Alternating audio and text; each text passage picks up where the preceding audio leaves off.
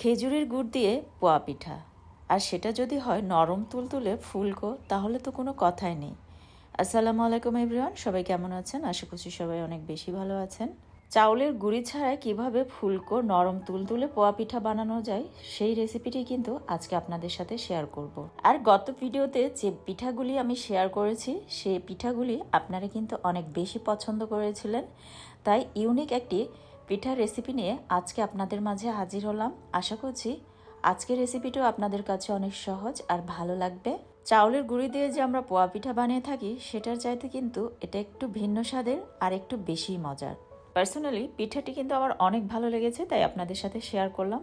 তো আশা করছি পুরো ভিডিও জুড়ে সাথে থাকবেন, আর রেসিপি ভালো লাগলে চ্যানেলটি সাবস্ক্রাইব করে সাথেই থাকবেন, আর পরিবার পরিজনদের মাঝে ভিডিওটি বেশি বেশি শেয়ার করবেন। ভিউয়ার্স, আমি একটি মিক্সিং বোলে 2 কাপ পরিমাণ সুজি নিয়ে নিয়েছি। আর সুজিটাকে কিন্তু আমি ভেজে নিই নাই, নর্মাল সুজিটাই কিন্তু এখানে ইউজ করছি। তো স্বাদ মতো একটুখানি লবণ অ্যাড করে দিলাম, আর 2 টেবিল চামচের মতো পাউডার মিল্ক অ্যাড করে দিলাম, আর 1 টেবিল চামচের মতো চিনি অ্যাড করে দিলাম। আর আগে থেকে জাল করা ঠান্ডা গরুর দুধ আমি অ্যাড করে দিলাম 1.5 কাপ পরিমাণ। এখন সব কিছু একসাথে খুব ভালোভাবে মিক্স করে নিয়েছি। আর দুধটাকে অবশ্যই একটু ঘন করে জাল করে নিতে হবে। তো এটাকে এখন ঢাকনা দিয়ে ঢেকে আমি 10 মিনিটের জন্য রেস্টে রেখে দিচ্ছি।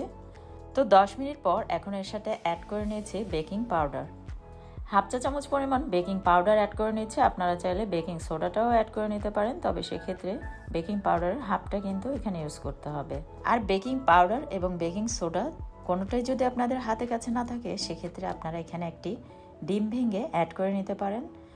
আর ডিমটি অবশ্যই কিন্তু ফ্রিজ থেকে আধা ঘন্টা আগে বের করে তারপরে এর সাথে অ্যাড করে নিতে হবে। তো এখন খুব ভালোভাবে মিক্স করে নিচ্ছি। তো সব কিছু খুব ভালোভাবে মিক্স করার পর কনসিস্টেন্সিটা কিন্তু একটু ঘন টাইপের মনে হচ্ছে। তো এর সাথে আমি 1/2 কাপ পরিমাণ পানি অ্যাড করে দিলাম, দিয়ে আবার খুব ভালোভাবে মিক্স করে নিচ্ছি। আর পানির পরিমাণটা আপনাদের ক্ষেত্রে কিন্তু একটু কম বেশি লাগতে পারে।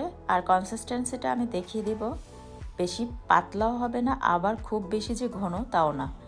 তো আরও স্বাদটাকে বাড়ানোর জন্য অ্যাড করে দিলাম 1/2 কাপ পরিমাণ নারকেল কোড়া, আর দিয়ে দিলাম খেজুরের গুড়। খেজুরের গুড়টাকে কিন্তু আমি পানি দিয়ে ভিজিয়ে রেখেছিলাম, আর সেটাই কিন্তু এর সাথে অ্যাড করে দিয়েছি। দিয়ে এখন খুব ভালোভাবে মিক্স করে নিচ্ছি। আর খেজুরের গুড়ে কিন্তু অনেক ময়লা থাকে, তো পানি দিয়ে ভিজিয়ে রাখলে কিন্তু ময়লাটা নিচের দিকে চলে যায়, আর উপর থেকে পানিটা ইউজ করতে হয়। তো এই জন্য আমি এভাবে খেজুরের গুড় ইউজ করেছি।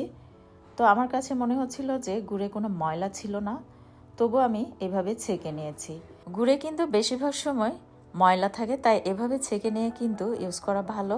আর না হলে কিন্তু আপনারা লিকুইড গুড় পাওয়া যায়, সেটাও ইউজ করতে পারেন।